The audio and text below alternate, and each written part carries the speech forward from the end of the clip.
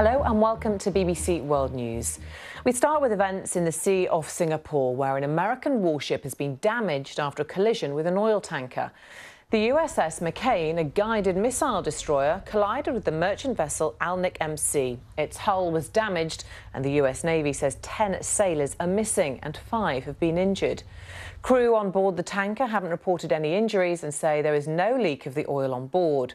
This is a library image of the ship and we don't yet have any images of the damage it has suffered. Well, the collision took place in the sea between Malaysia and Singapore. Both vessels are now currently making their way to Singapore under their own power. In the past few minutes, authorities from the Malaysian Maritime Enforcement Agency have given this update on the incident. Vessels normally will come in from the north, it will come this way. There are also vessels that come from other directions. Okay, what I know is that both vessels are coming from South China Sea. Both vessels are coming from South China Sea. So I do not want to speculate how the incident happened. But this area is a busy area, considering that the two vessels are about to enter the traffic separation scheme. And according to the statistics from Marine Department of Malaysia, yearly there are about 80,000 vessels plying through the Straits of Malacca. Well, joining me now from Singapore is Matt Morrison. Welcome to you, Matt. We heard there from the Malaysian Maritime Enforcement Agency, not saying they don't want to speculate on what's happened here, but we do know it happened before dawn. What more details do we have at this stage? Well, yes, we do know that it happened at 5:24 local time. That was a little less than about 8 hours now, as you say, just before dawn, which will lay into the investigation just exactly how this could have happened. Was it a visibility issue? Was it navigation? Were there just too many ships passing through this very, very crowded piece of ocean that many tens of thousands of ships travel through each and every year? Part of that press conference that you played from the Malaysian authorities was also talking about who's going to be responsible for the investigation. The 7th Fleet, which oversees U.S. naval operations here in the Asia-Pacific region, has said that they are going to investigate thoroughly this matter. As you were saying earlier, 10 people still missing. 5 of those injured, 4 of them had been evacuated and are being treated here in Singapore. And a quick update that we are hearing that the ship itself, and you can see the picture there of the damage that it sustained, the ship itself has now made dock here in Singapore at the Changi Naval Base, which is about 15 miles away from where we're sitting right now. And it is, reports on the ground say that there's a crane attached to it, so possibly some work being done right now to repair the damage that has been suffered. And there's sailors still on board. Not everyone has been evacuated. And you can also see in some of those pictures that there are still, doesn't seem to be a scene of chaos. There's still people there overseeing what had happened. But the investigation goes on, as does the search, of course, for those 10 missing sailors. Yeah, and this is the second collision involving a US Navy ship in the past few months. Questions surely to be asked about how this could have happened. Eerily similar, unfortunately. It's a similar class of destroyer from the USS Fitzgerald. You'll remember that that accident occurred less than 2 months ago. Just last week, a number of officers from that destroyer were officially sanctioned and disciplined for their role in what was called an avoidable incident. 7 people lost their lives in that tragic incident. We're hoping it, of course, won't be quite as difficult this time for the families of those on board.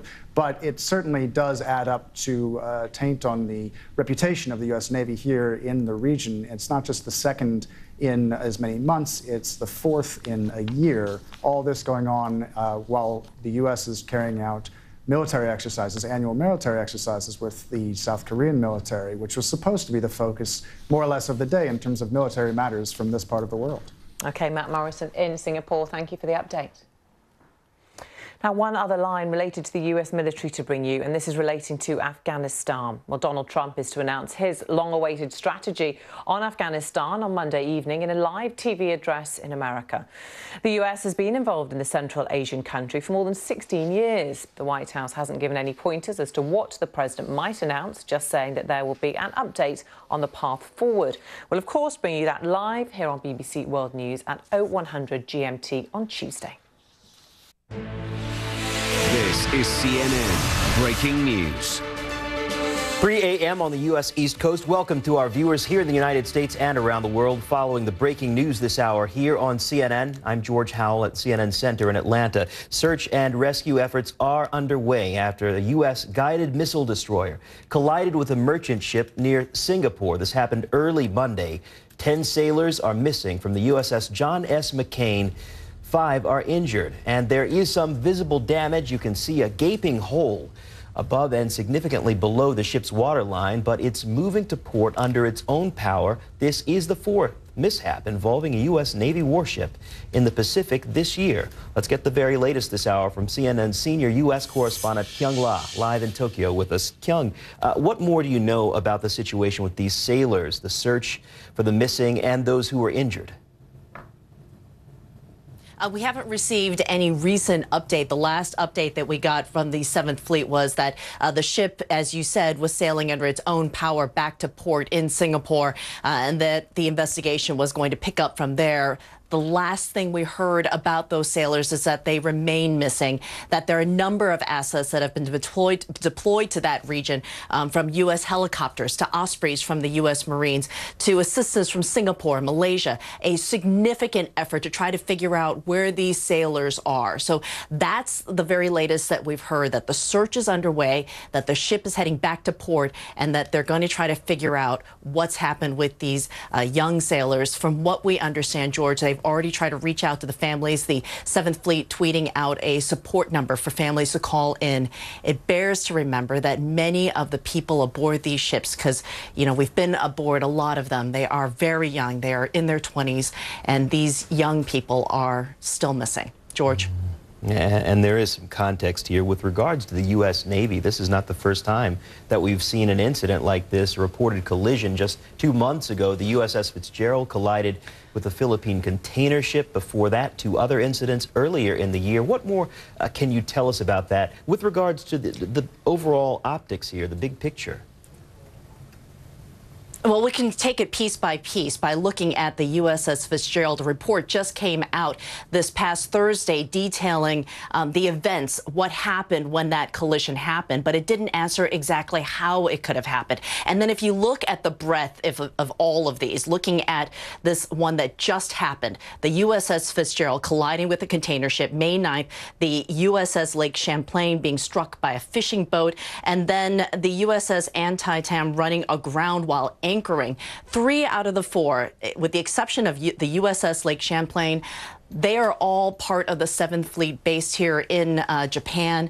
Some questions about how this could happen. The how is really what's going to be at play here for some of these families who want to know, is this something wrong systemically? The USS Fitzgerald report is harrowing, it is frightening, and the top 2 commanders were relieved of their duties. The investigation is still going underway. A number of the people aboard the Fitzgerald are expected to be punished as part of this incident, George. Our senior U.S. correspondent Kyung La live for us in Tokyo. Thanks for the reporting, Kyung. We'll stay in touch with you as you continue monitoring developments there. Here in the United States, President Trump tweeted about the collision, saying the following, quote, "Thoughts and prayers are with our U.S. Navy aboard the USS John S. McCain, where search and rescue efforts are underway." The president is back in Washington after what's been a very difficult week. He's starting the new week with a major announcement focused on foreign policy. In an address to the nation in the coming hours, Mr. Trump will outline what's being called a new path forward focused on Afghanistan and for South Asia. More than 8,000 troops are in Afghanistan, but the Taliban and other militants still control or contest large parts of that country. We get more now from my colleague Boris Sanchez on this report.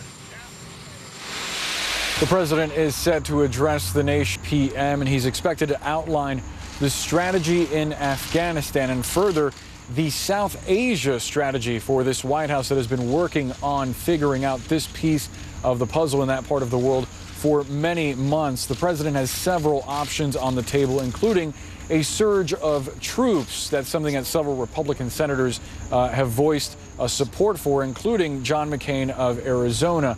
Another potential option is a complete withdrawal, or perhaps a shifting of some of the responsibilities in Afghanistan from American personnel to private contractors. Secretary of Defense James Mattis was asked about this new approach on Sunday.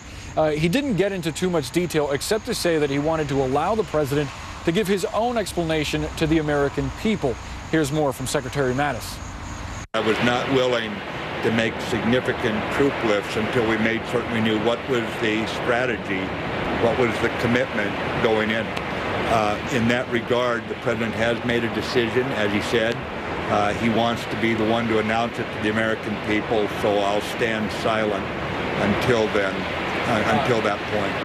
Also of note, you heard Secretary Mattis echo that idea that this wouldn't be just a strategy for Afghanistan, but rather an entire South Asia strategy for the entire region.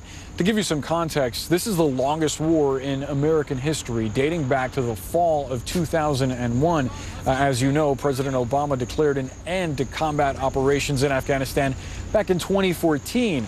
Fast forward to February of this year, 2017, and the commander of troops in Afghanistan, General John Nicholson, declaring that there was essentially a stalemate between American and Afghan troops and the Taliban. So it'll be interesting to see which of these options the president chooses moving forward. Certainly a heated point of contention between many officials close to the president, and we will find out his decision tonight at 9 p.m. Boris Sanchez, CNN, traveling with the president in Bridgewater, New Jersey. President Trump's Afghanistan announcement will follow what has been a very rocky week, to say the least. So the question, will this be the opportunity for the president to turn the page? Well, let's talk about the pages that he hopes to turn first with Scott Lucas. Scott, a professor of international politics at the University of Birmingham in England and the founder of EA Worldview and editor. Thanks for being with us, Scott, this hour. So before we talk about the week ahead, let's talk about the week that was. We saw Mr. Trump's chief strategist, Steve Bannon, fired. There was also that intense criticism the president faced for his response that both sides were somehow to blame for what happened in Charlottesville, Virginia, controversies that came at rapid pace. And now this new NBC News Marist poll showing 3 key states that helped President Trump to win the election. 64% of registered voters in Michigan, 63% in Pennsylvania, 64% in Wisconsin now say they feel embarrassed by his conduct in office. Scott, the question here, the snapshot that we see, what does it say about where the president stands? Well, I think the president has been standing on slippery ground for months. The Russia investigation, the failure to get any major legislation through Congress, including health care proposals, uncertainty over his budget, and uncertainty within the White House. The question is whether that slippery slope became a cliff face last Tuesday when he appeared to give a pass to white supremacists and criticize the so-called alt-left over Charlottesville. You know, it's one thing to accept that people will carry Confederate flags. It's a different thing to appear to be endorsing or accepting swastikas, Nazi-style salutes, anti-Semitic slogans. Now, as I think your correspondents are noting, the hope is today that the Afghanistan announcement will sweep some of that to the side. You know, let's not talk about Charlottesville. Let's not talk about white supremacy. But can it actually push aside the Russia investigation and the economic issues in the weeks to come? And indeed, is the Afghanistan proposal really a strategy or just simply a holding announcement? Those are the questions we face in coming weeks. So, you know, the president, in his first response, was criticized for not saying the words white supremacists, neo-Nazis, and KKK members. Again, in his first response, he only did so in his follow-up response with reporters the next day. But, well, not the next day, rather, a couple of days after that. But Mr. Trump is getting some support from Jerry Falwell Jr., giving the president credit, presumably for that second try naming the problem. Let's listen. The bold and truthful statements I was referring to were his willingness to call evil and terrorism by its name, to identify the groups, the Nazis, the KKK, the white supremacists, and that's something a leader should do, and I admire him for that. You know, President Trump is something that we haven't had in national leadership in a long time. He's substance over form. So many of our politicians, recent leaders, national leaders, have been form over substance. They tell people what they want to hear. They sugarcoat everything, or they have sugarcoated everything. And I think the American people have gotten sort of thin-skinned, and I think they need to listen to the substance of what he said. Well, the substance of what he said the first time, Scott, he didn't use those words the second time he did, keeping in mind President Trump, when he was running for office, constantly criticized his predecessor for not using the terms radical Islamic terror. The question to you, Scott, does the president deserve the credit that he's getting from Mr. Falwell, given that he didn't use the words initially? Well, I'm the son of a preacher, so let me be clear. Mr. Falwell was not speaking as a religious figure. He was speaking as a political spokesperson for the president. You say that Donald Trump came out and criticized white supremacists and criticized racism. Well, he did so in a prepared statement a week ago on a Monday. He read that from a script. It was a day later, you may remember, that at this ad hoc press conference at at Trump Tower, that he came out and said it was the alt-left that were carrying clubs, saying it was fake news and fake media that were whipping up the white supremacist threat. And then he went on Twitter and tried to shift the issue to that of Confederate statues. Look, all these white supremacists and neo-Nazis were doing were supposedly, defending these symbols of Southern heritage and culture. So no, Jerry Falwell was recreating the events of the past week. We need to be clear about that. The question is, moving forward, do we see an attempt by the president and by his realigned White House staff with Steve Bannon gone to be more conciliatory, to recognize the issues before all Americans, not just some?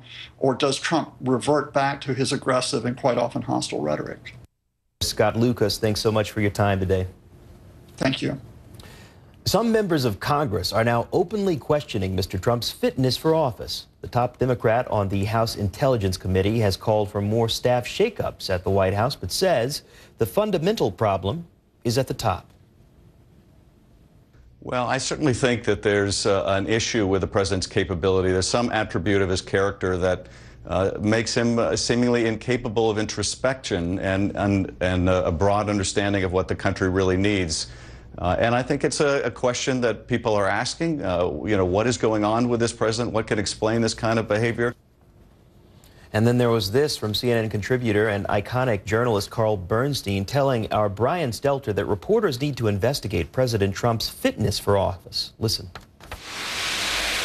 Republicans in Congress, the highest of intelligence officials, the highest of military officers in our country, leaders of the business community, all of whom have dealt with the White House, and many of them dealt personally with Donald Trump, have come to believe that he is unfit for the presidency. That's what I'm learning as a reporter talking to many, many people in Washington who over the last month or two have come to that conclusion. And especially among Republicans in Congress, they have been raising the very question of his stability and his mental fitness to be president of the United States. This is not me, Carl Bernstein, saying this. This is me, Carl Bernstein, being a reporter. And what I have advocated and said, it is a important, crucial, dangerous story that reporters need to start making their business to do the reporting, to go to all the Republican members of Congress and talk to them in private or on the record, if they will,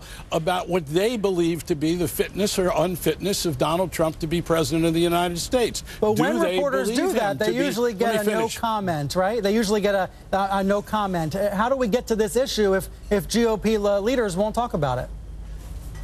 First of all, I think that you're not going to get too many people who will do what Bob Corker did on the record and question the president's stability, but let's find out. But I think the first task is to remember that most of the good reporting, real deep reporting, investigative reporting we do, does involve anonymity for our sources. And we need to know that people don't have an axe to grind. I don't think we ought to be talking to Democrats about this question. Primarily, we need to go to the Republicans in Congress. We need to go to the top intelligence officials, military officials, and ask them on background, as we call it in our profession, and perhaps off the record, what do they think about the president's stability and fitness to be president of the United States?